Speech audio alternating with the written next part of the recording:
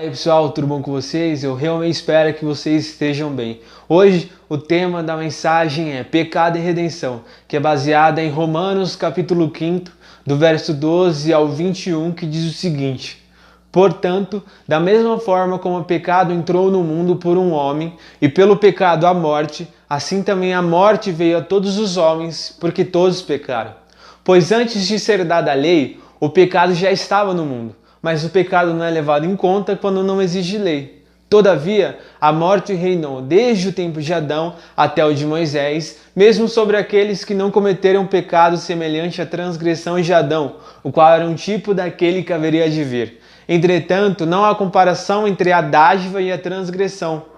Pois se muitos morreram por causa da transgressão de um só, muito mais a graça de Deus, isto é, a dádiva pela graça de um só homem, Jesus Cristo, transbordou para muitos. Não se pode comparar a dádiva de Deus com a consequência do pecado de um só homem. Por um pecado veio o julgamento que trouxe condenação, mas a dádiva decorreu de muitas transgressões e trouxe justificação. Se pela transgressão de um só a morte reinou por meio dele, muito mais aqueles que recebem de Deus a imensa provisão da graça e a dádiva da justiça reinarão em vida por meio de um único homem, Jesus Cristo. Consequentemente, assim como uma só transgressão resultou na condenação de todos os homens, assim também um só ato de justiça resultou na justificação que traz vida a todos os homens. Logo, assim como por meio da desobediência de um só homem, muitos foram feitos pecadores, assim também, por meio da obediência de um único homem, muitos serão feitos justos.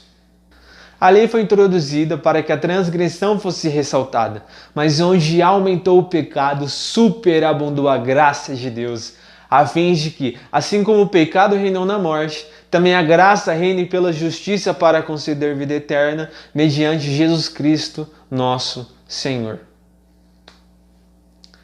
Quem aqui nunca ouviu ou fez alguma dessas perguntas? De onde vem tanta maldade? Se Deus existe, se Deus de fato existe, por que tanta gente sofre? Por que tantas tragédias? Por que tantos desastres naturais? Até hoje, dia 31 de outubro, já morreram cerca de 340 mil pessoas somente aqui no Brasil. E esse número não para de subir, dia após dia. Só aumenta o número de mortos. Os hospitais estão superlotados, famílias choram a morte de seus entes queridos. E no meio desse caos, há quem pergunte, onde está Deus? E até quando viveremos nesse mundo que parece não fazer sentido algum? E aí que eu te digo, que para entendermos o presente, temos que voltar ao início. Voltar a uma época onde os homens não eram maus, onde a dor, o sofrimento, a fome, as guerras, a morte não existia, onde a corrupção não havia tomado conta da humanidade e tudo era muito bom.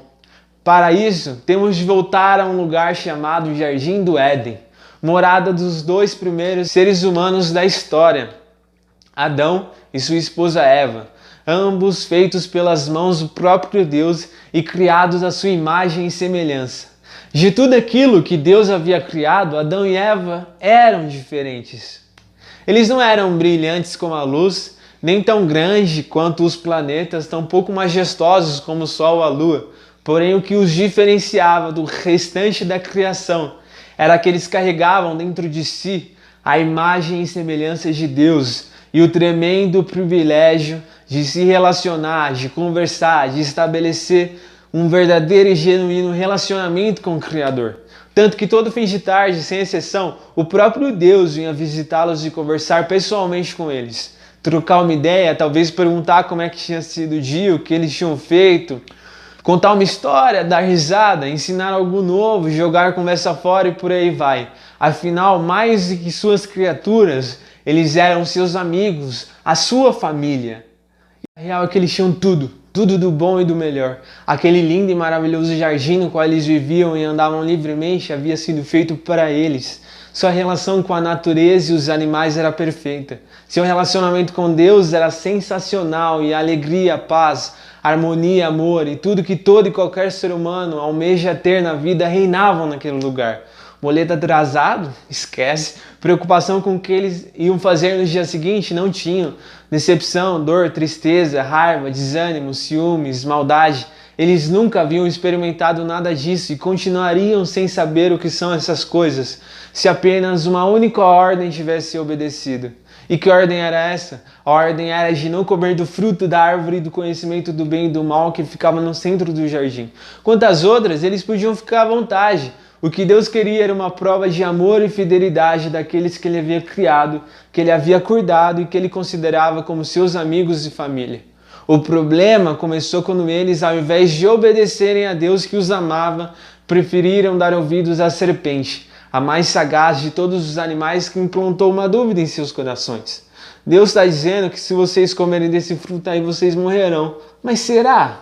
Será mesmo que ele está falando a verdade? Ou será que ele não quer que vocês comam só para que vocês não sejam como ele, conhecedores do bem e do mal? Por que continuar vivendo debaixo da autoridade de Deus se vocês podem ser o seu próprio Deus? Se vocês podem ser independentes, para que obedecer a ordem de quem quer que seja? E foi aí, meus amigos, que tudo desandou. Pois ao considerarem o que a serpente havia dito, de uma hora para outra, tudo aquilo que eles tinham, que havia sido dado por Deus, já não era mais suficiente. Viver no paraíso, desfrutando de paz, harmonia, felicidade e amor, já não era mais suficiente. Eles queriam mais, eles queriam ser mais poderosos, eles queriam ser como Deus. E levados por essa ilusão, eles tomaram do fruto e o comeram. Tem uma música muito famosa no meio evangélico que diz o seguinte: meu amigo, hoje tens a escolha, vida ou morte, qual vais aceitar? Adão e Eva escolheram a morte, escolheram ouvir a serpente. E as consequências, como todos sabem, foram desastrosas para eles, para os seus descendentes e para o resto da criação. Eles foram expulsos do Éden, seu coração, antes cheio de amor e pureza, foi corrompido pelo mal, sua mente se encheu de pensamentos egoístas, seus olhos se obscureceram para a beleza de Deus, sua alma se tornou árida e estéril, o seu relacionamento com o Criador, que era o bem mais precioso que eles tinham, se desfez. E aí é uma questão de lógica isso. Deus é a fonte da vida. O homem, longe dele, peca e por causa disso morre. Deus é amor. O homem ao lado dele compartilha desse sentimento. Porém, longe de sua presença, despreza, julga, humilha. Deus é justiça. O homem ao seu lado é justo. Porém, longe é injusto. É corrupto. Deus é santo e o homem longe dele é depravado e por aí vai. A questão é que Adão, por ser o primeiro homem, era também o representante da humanidade. E por ordem de Deus, ele quem governava a natureza e os animais. Adão, contaminado pelo pecado, consequentemente também contaminou tanto os seus descendentes como toda a criação. E tá aí a resposta para as perguntas que eu fiz há pouco. Se Deus é bom, por que o homem sofre? Por que tanto sofrimento? Por que essa pandemia que mata milhares e milhares de pessoas todo dia ao redor do mundo? Essa nunca foi a vontade de Deus. Deus criou tudo perfeito, tudo muito bom. Foi o homem que se rebelou, foi o homem que o traiu, que se afastou dele e hoje colhe as consequências de seus atos. Afinal, tudo aquilo que você planta, você colhe. O coronavírus nada mais é do que fruto desse mundo caído, desse mundo rebelde que se rebelou contra o seu Criador e quis ser independente. Infelizmente, Adão desobedeceu e por conta dele o pecado entrou no mundo. O pecado contaminou o mundo. Mas aí eu te pergunto, será que somente Adão pecou? De forma alguma. Nós também pecamos. Nós também damos as costas a Deus, desprezamos as suas leis e seguimos os desejos do nosso próprio coração. A gente sabe, por exemplo, que ler a Bíblia é importante, mas a gente pensa, estou muito ocupado hoje, depois eu leio, eu tenho coisas mais importantes para fazer agora e quando eu tiver um tempinho aí eu leio um salmo e tá tudo certo. A gente reconhece a importância de falar com Deus, mas a gente não quer. E a gente não quer porque a gente não vê necessidade nisso. Ficamos horas em uma festa, horas mexendo no celular, no WhatsApp, Instagram, Facebook, mas não ficamos 10 minutos no nosso quarto na presença do Pai. Sabemos que devemos amar uns aos outros, porém julgamos, fofocamos, odiamos. julgamos e apontamos o dedo, tacamos pedras ao invés de estender a mão e abraçar, cancelamos o outro quando ele faz algo de errado ou diz algo que eu não concordo. Sabemos que devemos confiar no cuidado de Deus, mas quando aparece uma dificuldade na nossa vida, ficamos, ai meu Deus, ó céus, ó terra, e agora? O que eu vou fazer? E essas contas que eu tenho que pagar, meu Deus, está tudo perdido. A gente é assim, a gente faz tudo ao contrário do que a gente deveria fazer. E qual que é o problema disso tudo? Qual o grande problema disso? O problema é que mais cedo ou mais tarde, todos nós, eu, você, todas as pessoas que você conhece, todo mundo, vamos nos encontrar diante de Deus, o Deus Todo-Poderoso, Criador do céu e da terra, cuja autoridade nós desprezamos nossa vida inteira e cujos mandamentos nós desobedecemos dia após dia, sem peso algum na consciência. Cedo ou tarde, por conta do que nós fazemos e de quem nós somos, todos nós seríamos condenados a uma eternidade de sofrimento, angústia e dor, num lugar que Apocalipse descreve como um lugar de choro e ranger de dentes. E o que falaremos para Deus nesse dia, que não sabíamos qual era a maneira certa de se viver, sabíamos sim. As leis do Senhor estão aí para isso, a palavra do Senhor está aí para isso. Que nunca ouvimos falar do Senhor, ouvimos sim. A própria natureza declara que Ele existe, mas preferimos desprezar essa verdade e seguir a nossa vida do jeito que a gente bem quis. Assim como Adão e Eva. Afinal, para que obedecer a Deus se podemos tomar as nossas próprias decisões e guiar a nossa vida do jeito que bem quisermos? Para que seguir os seus mandamentos se desobedecer é muito melhor, é muito mais gostoso? A real é que nenhum homem é desculpável, porque eu, você, todos pecam. Todos são inimigos de Deus, todos desprezam os seus mandamentos, o traem dia após dia, dão as costas a Ele, e por conta disso todos estão caminhando a passos largos para o inferno, para a condenação eterna. Por quê? Porque Deus é mau? Muito pelo contrário, porque Deus é justo e nós somos maus. Nós merecemos isso, a vergonha e a desgraça eterna. E não tem para onde fugir, não tem para onde correr, e quanto a isso, o homem não tem condição de fazer absolutamente nada. Nada, nada, nada. O nosso destino estava selado por conta do que a gente faz. No entanto, e graças a Deus por esse no entanto, eu tenho uma boa notícia. E a boa notícia é que mesmo o homem tendo pecado, mesmo o homem tendo escolhido o mal, se rebelado contra o seu Criador e dado as costas a quem ele devia obediência, Deus resolveu agir e reverter essa situação. Eu disse há pouco que por conta do pecado, Adão e Eva haviam sido expulsos do paraíso. Mas a história não termina aí, porque Deus lhes fez uma promessa. A promessa que um dia nasceria da mulher, aquele que tiraria o pecado do mundo, resolveria o problema iniciado no Éden, pisaria na cabeça da serpente e levaria de volta o homem ao lugar de onde ele nunca deveria ter saído, ou seja, da presença de Deus. Séculos se passaram depois que Adão e Eva morreram e o mal reinava triunfante sobre o mundo. O que ninguém esperava era que de repente, quando tudo parecia estar perdido, surgisse uma luz no fim do túnel, uma luz que depois iluminaria o mundo todo e traria ao ser humano a esperança de ser liberto do poder da morte, do pecado e do juízo. E essa luz, essa esperança, ela tem um nome que está acima de todos os outros, e esse nome é Jesus. O cumprimento da promessa que Deus fez a Adão e Eva, o nosso Salvador, o nosso Rei, que veio ao mundo despido de sua glória e de sua majestade, sem espada, sem escudo, sem lança nem nada. O nosso Rei, ele veio sem coroa, ele veio na forma de servo e por meio de sua obediência mudou para sempre a história da humanidade. Se por meio da ofensa de um só, muitos se tornaram pecadores, assim também por meio da obediência de um só, muitos são justificados. Se por meio de Adão o pecado entrou no mundo e com ele a morte, por meio de Jesus nos sobreveio a graça e com ela a vida, uma nova vida. E onde abundou o pecado, superabundou a graça.